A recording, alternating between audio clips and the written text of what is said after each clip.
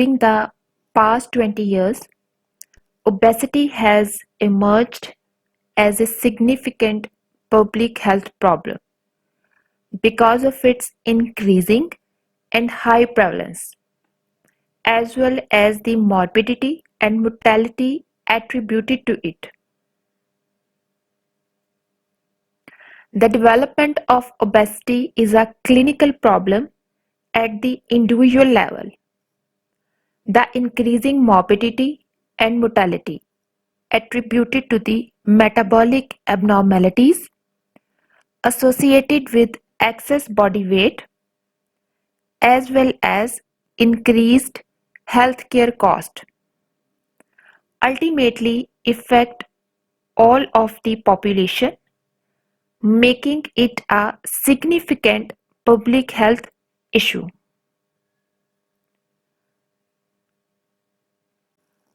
Why are overweight and obesity so prevalent now? No one underlying cause has been determined, but because it takes extended periods of time to change the genetic makeup of an organism or population, it is unlikely that the increased rates of obesity are due only to heritable factors. The rapid increases in obesity over the past 3 decades are due to the societal factors and environmental factors.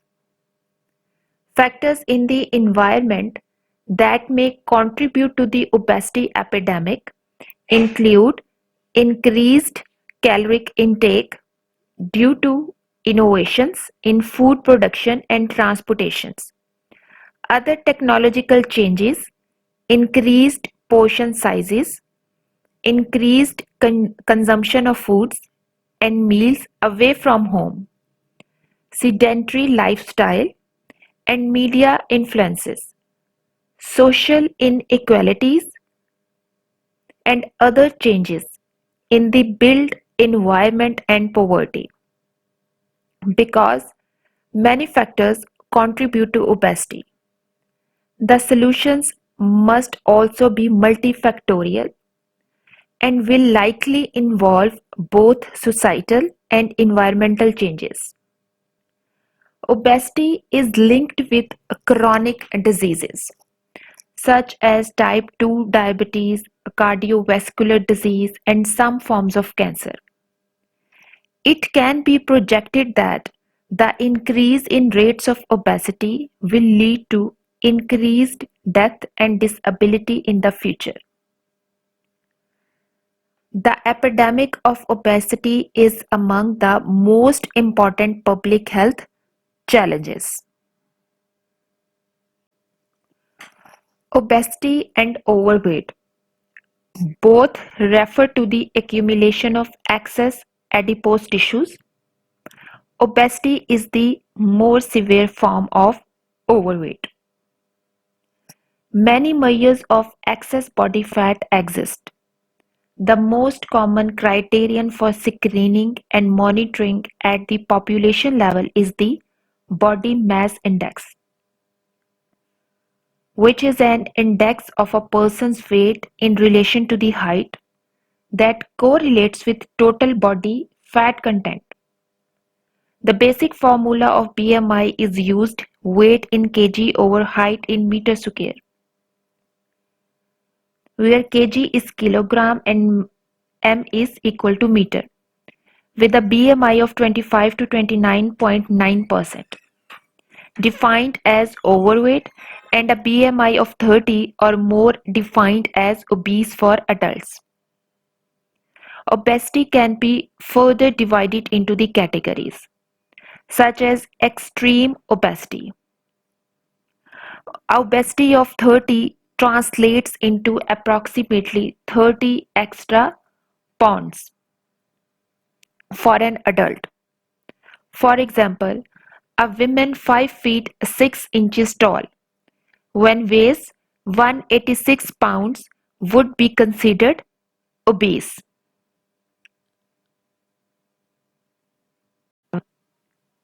This table classifies the overweight and obesity by body mass index in adult. Underweight falls in the category which have the BMI lower than 18.5, and the individual who have the BMI between the 18.5 to 24.9 falls under the category of healthy weight, and the individuals with the BMI of 25 to 29.9% falls under the category of overweight, and the persons who have the BMI of 30 to 34.9 falls under the category of obesity, first class category of obesity, and the individual with the 35 to 39.9 kg per meter square of BMI falls under the category of second class obesity, and the individuals whose BMI is greater than 40 kg per meter square classify under the extreme obesity.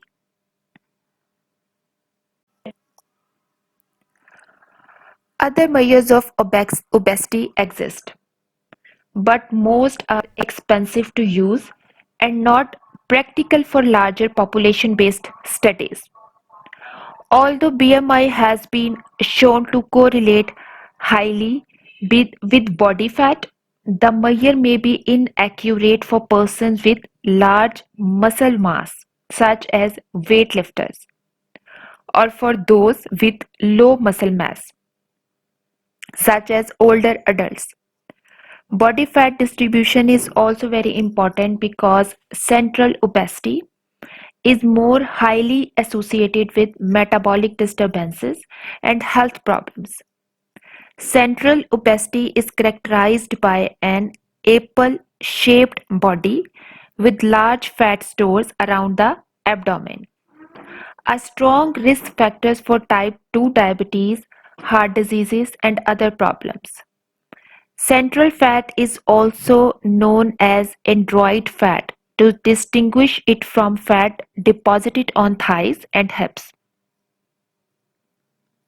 Excessive fat is indicated by waist circumferences, with the measure of greater than 40 inches for men and greater than 35 inches for women. Considered risk factor for chronic diseases such as cardiovascular disease. And weight circumferences is a measure used to assess abdomen, which is the visceral fat. Substantially increased risk of obesity-related health problems is associated with the waist circumferences. For the children, obesity as a BMI at or above the growth chart criterion of 95th percentile based on gender and age standard.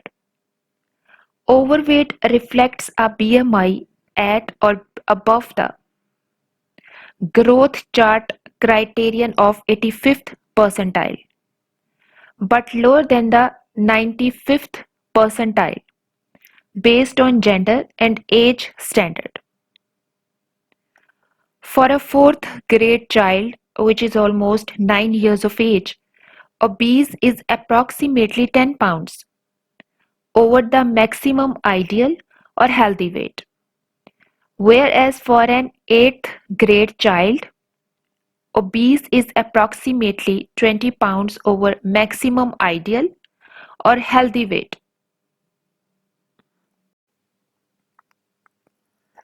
Data for adult obesity are generally obtained from two surveys. First is National Health and Nutrition Examination Survey, and the second is Behavioral Risk Factor Surveillance System. National Health and Nutrition Examination Survey is conducted by National Center for Health Statistics and involves a nationally representative sample. For National Health and Nutrition Examination Survey data collection, traveling measurement trailers obtain subjective or self-reported information about dietary and physical activity behavior, as well as objective measures on body sizes. National Health and Nutrition Examination Survey staff members measure and weigh participants, so this is considered an objective measurement. Other data are collected for National Health and Nutrition Examination Survey, including dietary recalls for intake data, physical activity information, and other anthropometric data, such as weight, waist circumferences. Data from National Health and Nutritional Examination Survey shows that prevalence of overweight and obesity has increased substantially during the last 2 decades. The most recent data from 2011 to 2012 shown an age-adjusted prevalence of adult obesity of 34.9% compared with 22.9%. In contrast, the percentage of overweight adult has remained stable during this time. 33.6% adults were overweight in 2011 to 2012 compared to 33.1%. Not only has the prevalence of obesity increased, the prevalence of people who are at obese grade 3 level with the BMI of greater than 40 has also increased. The prevalence of obesity varies by race, ethnicity. Prevalence of overweight or obesity was 71.3% and 65.8% for men and women over age 20, with the prevalence of obesity was 33.5% and 36.1%. In women, the prevalence of obesity was significantly higher. The prevalence of obesity increased significantly in adults aged 60 years and above. No other significant trends over time was seen in adults, increasing that for the most part the prevalence of adult obesity has been relatively unchanged during that time period. The increasing prevalence of obesity has been noted in children as well, with recent data showing obesity prevalence rates of 16.9% among children aged 2 to 19. Child obesity has increased dramatically from 4% to 11% and 11% to 17.7%. For children aged 2 to 5, the prevalence of obesity was 8.4%, which was a significant decrease over time compared. The total cost of overweight and obesity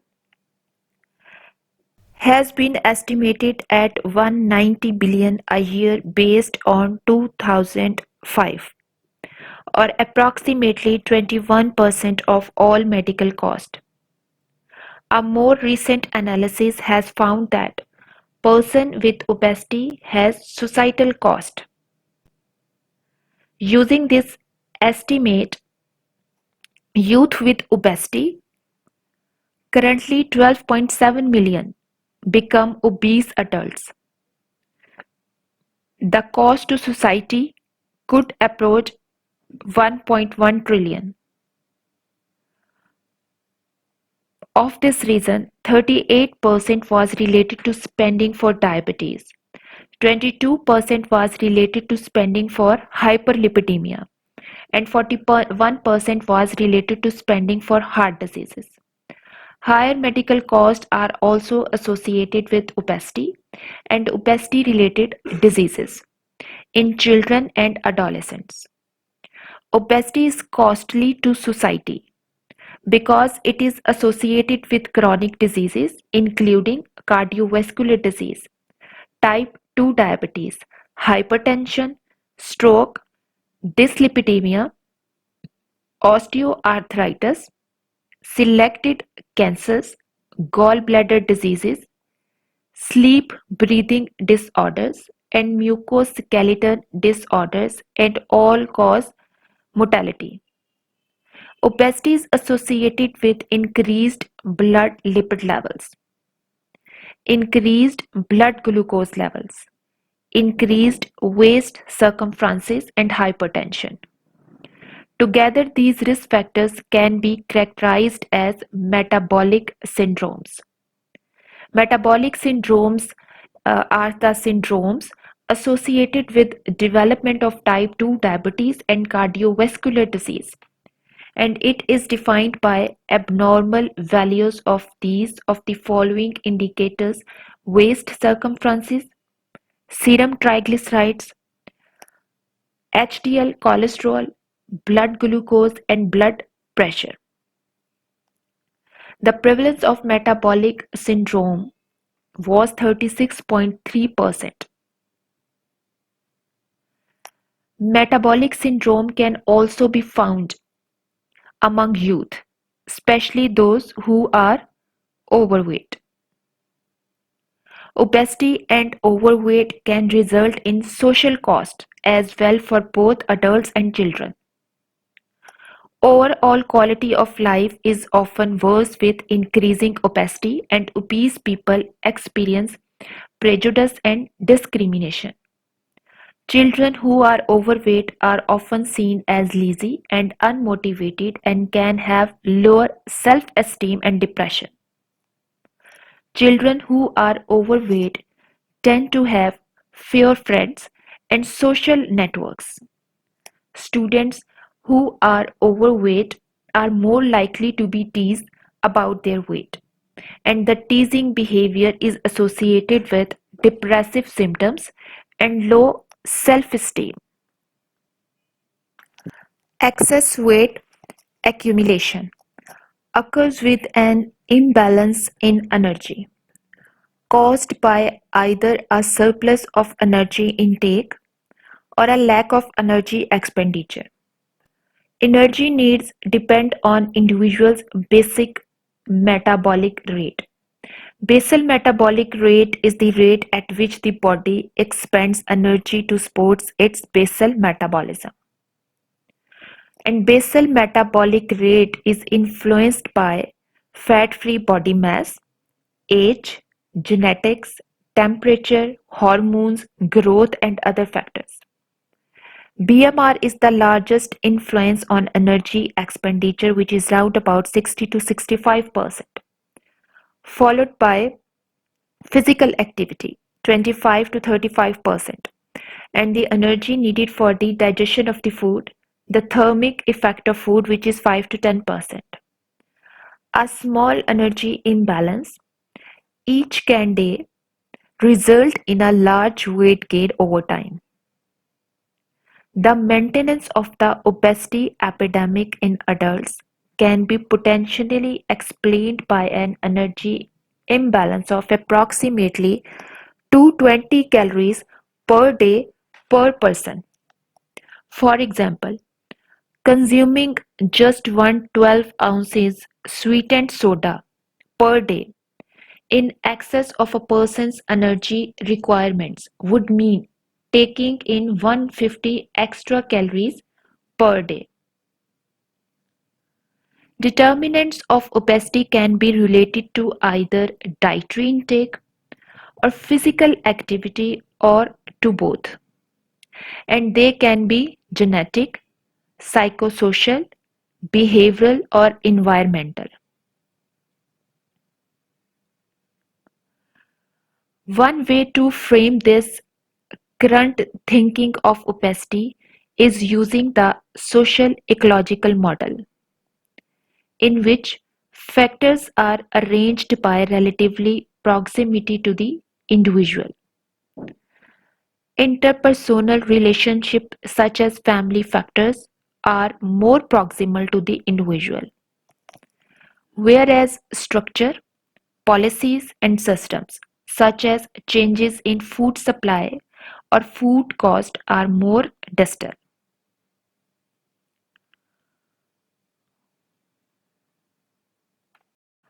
With familial association, it is sometimes difficult to disentangle the effects of the environment from the genetic influences.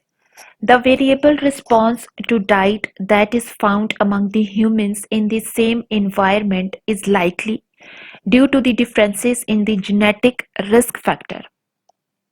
The heritability of obesity has been shown to range from 40 to 70%, but environmental factors can significantly alter these percentages. These genetic factors can range from rare monogenic or syndromic forms of extreme obesity to more complex polygenic or common obesity, which results from a combination of variants in different genes in the general population. Mutation in the gene that codes for leptin. Leptin, that is the satiety hormone, was the first single monogenic form of obesity that was discovered. This variant leads to a deficiency in leptin, which in turn results in an inability to regulate appetite. Other monogenic mutations that lead to obesity are found in the leptin receptor gene, the melanocortin 4 receptor gene, and pro-opiomelanocortin gene. MC4R is the most common, with the prevalence ranging from 0.5 to 2% in adults with obesity, and a prevalence of up to 6% in the children with obesity. Syndromic mutations also lead to obesity, but are also accompanied by developmental abnormalities or cognitive impairments. The identifications of polygenetic or common obesity has advanced significantly, largely due to genome-wide association studies, in which frequencies of millions of genetic variants known as single nucleotide polymorphisms are associated with different phenotypes or outcomes, such as obesity or cardiovascular risk factors. Environmental interactions, such as dietary intakes, can have a significant influence on gene expression, not only in the immediate future but in a more lasting way. Epigenetic is a change in gene expression that occurs without changing the heritability of the gene. Epigenetics occurs through DNA methylation, histone modification, or other chemical changes in the DNA structure. This process can be influenced by nutrient intake and structure. Intriguing association between meal timing and energy balance. Circadian rhythms are physiologic, metabolic, and behavioral oscillations that occur within our 24-hour periods. These cycles are regulated by clock-controlled genes. Consumption of food outside of the usual circadian cycle has been found to be associated with weight loss. In addition to the meal plan timing, the timing and amount of the sleep is associated with obesity. The amount of sleep get every night has decreased over the years, and epidemiological studies in both children and adults have found a positive association between short sleep duration and obesity. Different researches have begun to highlighted the association between certain psychosocial risk factors such as depression and stress and the risk of obesity. For example, one study showed that childhood depression was associated with an increased BMI in adulthood. This association persists after controlling for other socioeconomic factors. Other researchers found that depression adolescents are at increased risk for the development and persistence of obesity during adolescence. These researches concluded that the shared biological and social determinants linking depressed mood and obesity may inform the prevention and treatment of both disorders. Overconsumption of high-fat, high-carbohydrate comfort foods such as macaroni, pasta, pizza and baked goods may be used as a way to reduce the chronic stress. Individuals may eat comfort foods in an attempt to counter the body's response to stress and the resulting anxiety. These mechanisms may help explain how psychosocial factors are contributing to obesity in society. Social networks and social norms may also play a part in the recent increase in obesity. People are more likely to be obese if their friends and family members are obese, and this relationship has been found in both adults and adolescents, especially in the relationship between the ages of the same gender. This relationship points to the public health aspect of the obesity epidemic and indicates that obesity prevention programs can potentially be more effective if designed to address the social aspects of determinants of excess weight gain, such as social norms and supportive relationships. Various behavioral risk factors are determinants of obesity. These range from caloric intake to physical activity to other lifestyle behaviors such as media use. A possible role of dietary energy density with obesity and metabolic syndrome has also been highlighted. Dietary energy density is defined as the amount of energy able to metabolized per unit weight or volume of food. Energy-dense, low-fiber, high-fat diet is associated with higher fat mass and greater odds of excess adiposity in childhood. It may not be prudent to recommend foods solely on their energy density values, since certain foods with a high energy density are not necessarily associated with weight gain, but instead focus on lowering the overall density is to decrease the consumption of foods that are high in saturated fats and refined carbohydrates, and to substitute increased consumptions of fruits and vegetables. Neither adults nor children achieve recommended levels of physical activity, which may have a negative effect on weight status.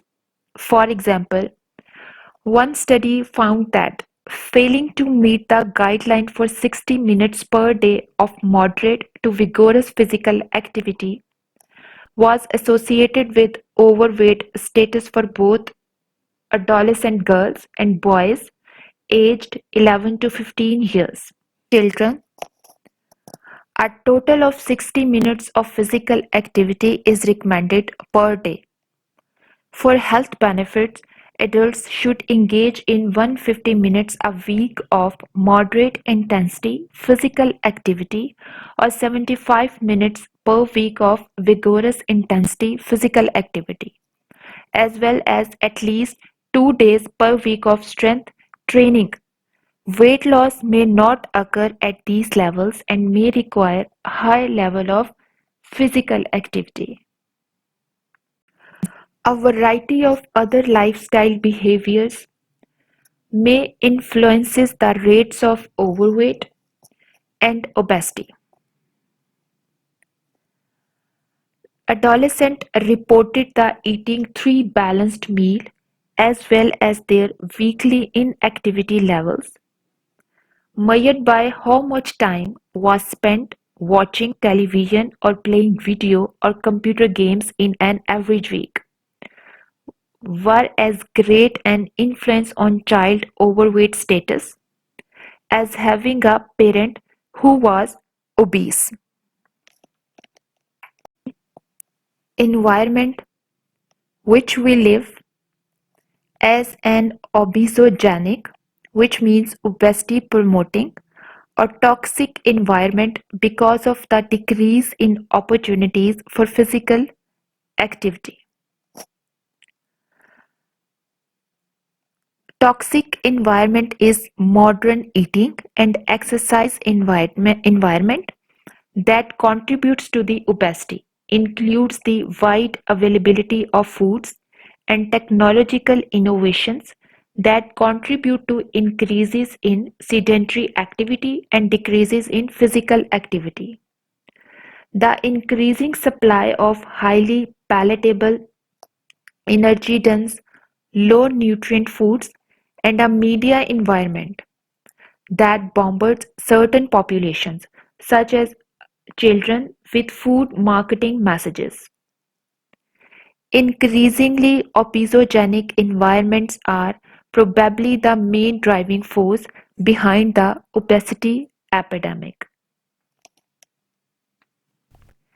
Data on media use in children suggests that children 8 to 18 years old report an average of 7 hours and 38 minutes of daily electronic media exposure, with 10 hours and 45 minutes of total media exposure due to multitasking.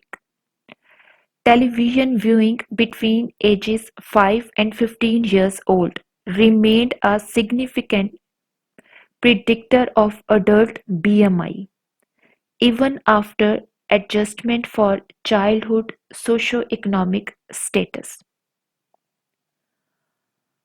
A meta-analysis was conducted on media use and children's health. The meta-analysis included 73 studies that assessed the effect of various forms of media and technology: television, video games, films, computers, or internet use, on weight status in children. The majority of these studies found a positive association between media exposure and weight status in children. The effect of television use on child obesity is hypothesized to be mediated through exposure to advertising. For each hour of television watched, a child consumes an average of 167 extra calories a day. In a study of urban adolescents, a technology use had stronger association between the television viewing and cravings for sweet snacks, salty snacks, and sweetened drinks. Television use and child obesity is mediated by social interactions and friendship dynamics. Children who spent more time with friends watched less television and engaged in more physical activity. Increase in calorie intake, not a decline in physical activity, is the major factor behind increased obesity. That innovations in food productions and transportations that have reduced the real cost of prepared foods are reasonable for a major part of the obesity epidemic. Mass production and preparation for ready-to-eat meals, which have replaced home food preparations. Using multiple datasets, a recent analysis conducted that about 40% of the increase in weight over the last few decades may be due to expansion of the food supply through agricultural innovation, which leads to a decline in food prices. Technological changes may lead to an expanding food supply, putting downward pressure on the prices of food, which in turn stimulates consumption at the consumer level. The downward trend in food prices is more likely to be for energy-dense foods. Prices of the most energy-dense food sold had dropped by 1.8% over a 2 year period, while the prices of the least energy-dense foods had increased by 19.5% during the same time period. The rising cost of a healthy diet found that fruit and vegetable prices had risen 2 to 3% on average per year, while for the other foods the rate stood at around 1 to 2%. Technologies Use of technologies such as fruits and vegetables that are cut, trimmed, and washed and available year round could be one reason for the price hikes in fruits and vegetables. Government in emerging economies should consider introducing the taxes and subsidies to offset these prices changes. If agriculture technologies which enables the large-scale production of highly processed foods is determined to be a major factor driving the trend towards increasing in obesity, then economic incentives rather than nutrition education alone may be important. An example of a food intervention that is based on economic incentives include subsidized employee meals in worksite cafeteria, fresh fruits and vegetable programs, and farm to school and farm to work programs, which are based on partnerships between the institutions and local farmers. A most recent analysis of state-level farm to school policies found that fruits and vegetable availability public elementary school was highest in states with the farms to school laws and in schools with farm to school programs. Sourcing food locally can also help avoid increases in food cost as energy cost increases. Food portion sizes have increased over time. This trend towards larger marketplace portions has occurred in parallel with rising rates of obesity. Large portions of snack items with the expansion and fast food and the parallel increase in childhood obesity. Children's lifestyle and school performance study. Children from socio-economically disadvantaged families or children who eat while watching television are in fast food restaurants preferred larger proportions of french fries and potato chips. Consequences of eating larger portions of these foods included poor diet quality and increased energy intake. Larger portion sizes encourage the people to eat and drink more. Although consumers may not always understand this intuitive connection, many people seems to view a soft drink as a soft drink, no matter how big it is. And a 64 ounces soft drink container could provide as much as 800 kilocalories. Consumption of food prepared away from home plays an increasingly large role in the diet.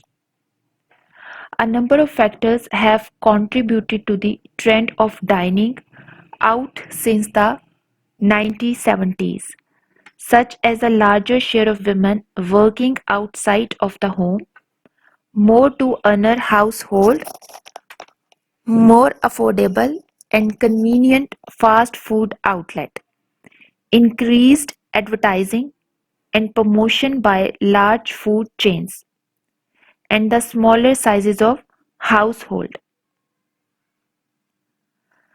Higher individual level weight status is associated with fast food density and a higher ratio of fast food to full service restaurants. A study that examined dietary data between the 2 and 18 years old concluded that fast food consumption may not be the major cause of rising childhood obesity rates, with an overall poor dietary patterns that include few fruits and vegetables and relies instead on high amounts of processed foods and sweetened beverages as the problem. Still, the dietary quality of the fast food has been shown to be consistently poor. Dietary quality of fast food menus offering at 5 popular fast food chains, the menus scored lower than 50 out of 100 possible points on the Healthy Eating Index. Scores for the total fruits, whole grains, and sodium is particularly poor. Menus scored 10 points higher on average. The poor quality of fast food menus is a concern in light of increasing way of for home eating, aggressive marketing to children and minorities, and the tendency for fast food restaurants to be located in low income and minority areas. Examples of factors in the social environment that may influence the risk of childhood overweight include parental overweight, maternal smoking during pregnancy, cumulative stress experienced by a child's mother, parental depression, which is stressor on parenting behavior, and low rates of breastfeeding. Cumulative stress experienced by a child's mother is an important determinant of childhood overweight. Such stress may have its roots in financial worries and other related factors such as insufficient health insurance coverage. Children in food secure households may respond to environmental stress by consuming more energy dense comfort foods, which are relatively available. Food insecurity influenced parental depression and parenting practices, which in turn were significantly associated with infant feeding practices and toddlers' overweight. Need to strengthen the policies that ensure that families with infants and toddlers have access to a sufficient, predictable, and reliable food supply. Low rates of breastfeeding among minorities and disadvantaged women may partially explain why minority and disadvantaged children are at the greater risk of becoming overweight. Overweight individuals may develop type 2 diabetes when they reach adolescence. Breastfeeding children had an 8.9% lower probability of being obese compared to the children who are never breastfed. Compared to the children who were breastfed for more than 3 months, infants who were breastfed for less time had a 4.7% higher probability of being obese. These results indicate that the length of the breastfeeding, whether exclusive or not, may be associated with low risk of obesity in childhood. Another recent 2-year study that tracked 595 children in a healthy care system that infants found that infants at risk for childhood and adult obesity had a better chance of not becoming overweight if breastfeeding continued for more than 2 months. At the environmental level, it has been observed that obesity rates are high in low-income neighborhoods, states, and legislative districts. Association between energy-dense diets and low energy cost may be contributing to the higher obesity rates in socio-economically disadvantaged groups.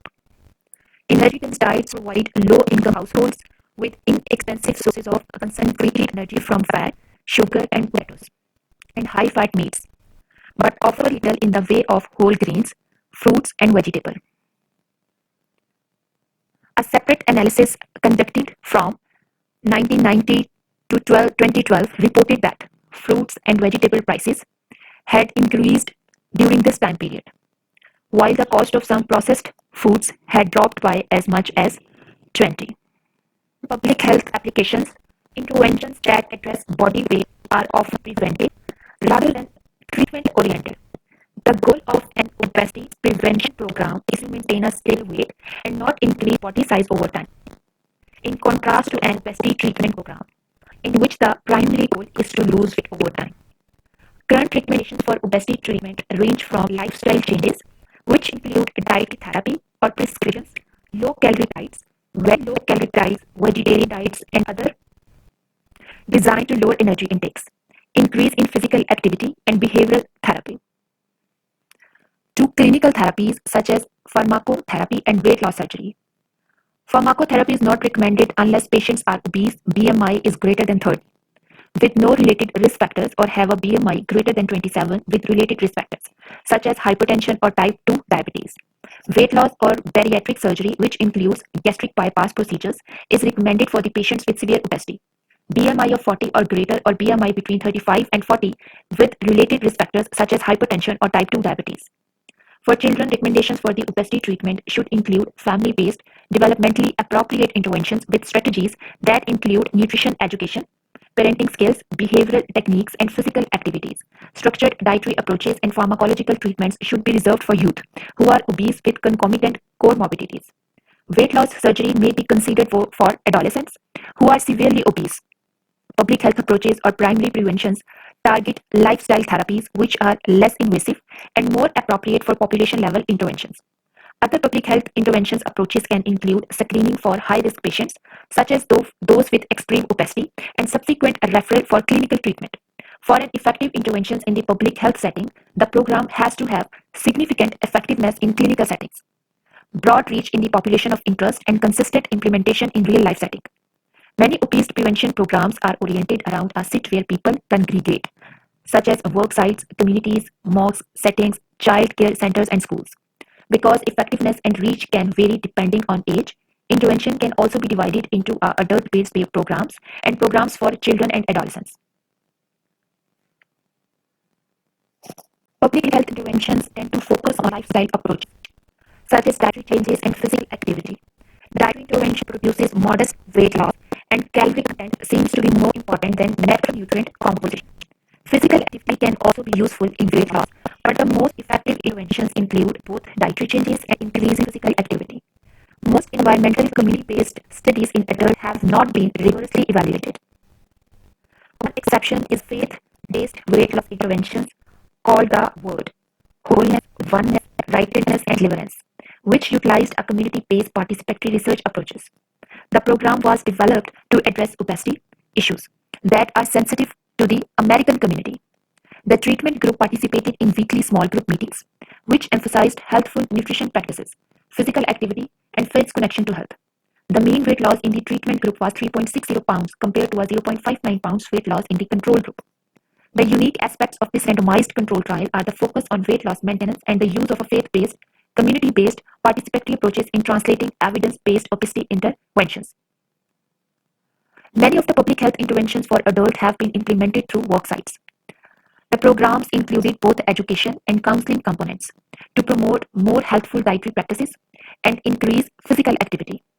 The evaluation found that those employees in the intervention group lost significantly more weight than controls, with the mean differences in weight loss ranging from 0.2 to 6.4 kg. Whether or not these reported weight loss results can be sustained in the long term is not known. There is a need for the development, implementation, and evaluation of work-site-based interventions that integrate educational, behavioral, environmental, and economic support. Most public health interventions for overweight prevention in children and adolescents have been conducted through the schools. Public health interventions that include a component on decreasing television viewing have been shown to be effective. School-based programs that increase physical activity also appear to have a significant effect on reducing body size, especially when physical activity is for an hour or more per day. Interventions that include multiple coordinated components, such as school-based programs, enhanced by community programs, and social marketing campaigns, also show much promise in the prevention of child obesity. A multi-component intervention titled the School Policy Nutrition Initiative was implemented in 5 urban public schools, with a high proportion of children who were eligible for free and reduced price school meals. The intervention included school self-assessment, nutrition education, social marketing, and family outreach. The intervention resulted in a 50% reduction in the incidence of overweight. Interventions that involve a family and other environmental components may be important. Growth in childhood BMI is typically faster and more variable in the summer, especially in high-risk group. A reduced consumption of food away from the home is also associated with the improved diet quality and greater reduction in BMI and body fat in 170 overweight and obese children, ages from 7 to 11 years, who completed a 16-week family-based behavioral weight loss treatment. Family involvement is very important for young children.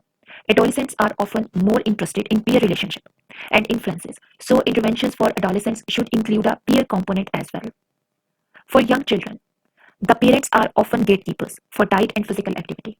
Inasmuch as they control the types of food in the houses, the access to and availability of those food, opportunities for activity or inactivity, and meal planning.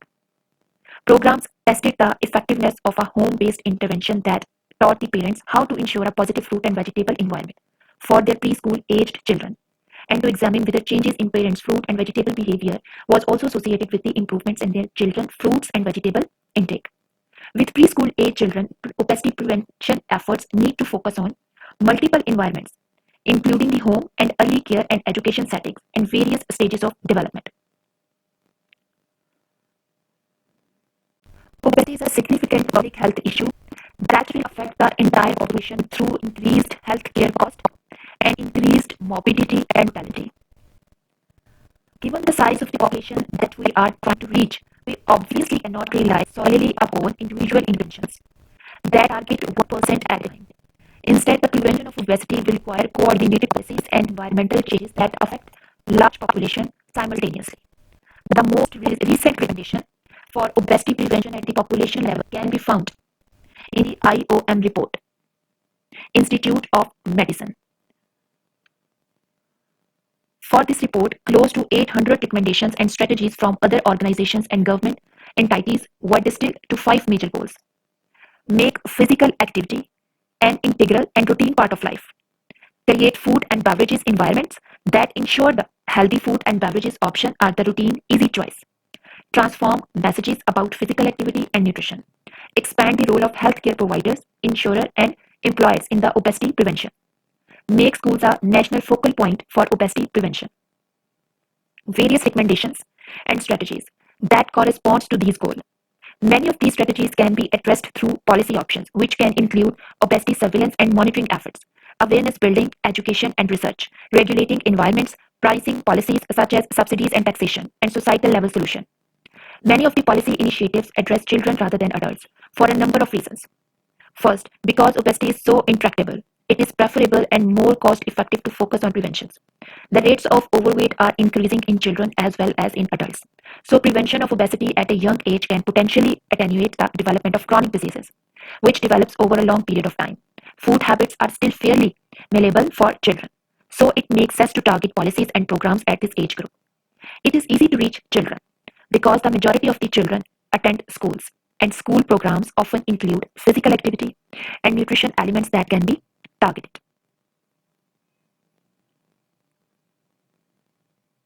Much emphasis has been placed on the toxic environment or obesogenic environment in the development of obesity. It is logical to conclude that regulation of environmental factors such as food availability and opportunities for physical activity can influence diet and exercise habits, which in turn lead to the decrease or increase of obesity rates in population. For an economic perspective, increased rates of obesity lead to the higher cost to society in a number of ways, including direct healthcare cost. Because society bears some of the financial burden of the obesity problems, this is a population level issue, which can justify population level approaches such as regulation. Systematic change of environments has greater potential than education alone to affect overall diet and physical activity patterns in population. It is incumbent upon society as a whole to regulate the food environment, including the number and types of food-related use, portion sizes, food availability, and food advertising. Such an approach may be needed to limit reflective new hormonal response to the food images, cues, and smells. Examples of regulatory intervention that could help create more healthful food environments include mandatory food products, labeling at restaurants, and restrictions on food advertisements and other food marketing and media messages targeted to children. Because children spend a significant percentage of their formative years in school, a healthful school environment is an important venue for shaping a child's future eating and physical activity habits. Food is typically available for sale in most schools in two ways: breakfast program and after-school snack programs. Competitive foods, which include food sold from snack shops, school stores, and vending machines. Another key regulatory opportunity at the state level lies in improving and encouraging the physical and nutrition education programs. Physical education programs often fail to meet the recommendations for daily physical education for children. Physical education standards often are not enforced at the state or local level because schools and districts have so many other mandated curriculum requirements that are evaluated in standardized tests and for which schools are accountable. And ultimately, failure to fund nutrition and physical education could result in increased level of obesity and increased state and federal healthcare spending. There are a number of types of physical activity that schools can support as part of the comprehensive school physical activity program, which encompasses physical education, sports and physical activity, classroom physical activity breaks before the school, access to physical activity opportunities or facilities, reaccess for elementary school students, walking and biking to schools, sharing the facilities with community physical activity organization, and opening physical activity facilities to families outside school hours. Wellness policies required by child nutrition. Wellness policies must include specific goals for nutrition promotion, nutrition education, physical activity, and other school-based activities that promote student wellness. Local educational agencies are required to periodically monitor and provide an assessment of the wellness, including implementation of the wellness policy, the extent to which the schools are in compliance with the policy, how well the policy compares to model policies, and the description of the progress made in attaining wellness policy goals. Some public health organizations are recommending that school wellness policies address physical education and physical activity in after school and out of school programs, include school partnerships with non-profit organizations. Obesity in the workplace may result in higher healthcare costs for obese and sedentary employees because of poorer health among these individuals. Employees' work-site wellness programs are becoming an accepted and essential component of the organization. Work-site wellness programs include promotion of physical activity and fitness, nutrition education, and healthy weight. Built environment encompasses a variety of community design elements such as street layout, transportation, stairs, public and green spaces, walking paths, parks and other recreation areas, community gardens and playgrounds, and business areas. Land use in local municipalities is determined through zoning. A second regulatory option for enhancing the built environment is through improved bicycling and walking opportunities. Safety issues should be considered when increasing these opportunities because residents may be reluctant to walk or bike in areas with high rates of pedestrian accidents. Another policy to improve the built environment is to relocate supermarkets in urban and rural areas that currently have few stores and high unemployment rates. Living closer to the supermarkets and other food outlets that sell fresh foods may be a necessary, but not sufficient condition to improve healthy food consumption among lower income individuals. Additional factors that may need to be addressed include lack of transportation to food outlets, quality and variety of fruits and vegetables available at stores, convenience of purchasing and preparing fresh foods, lack of cooking skills, and insufficient nutrition knowledge. And other strategies for increasing the access to healthy food in low income communities in encouraging the corner stores to increase their offering of healthy food and beverages selection.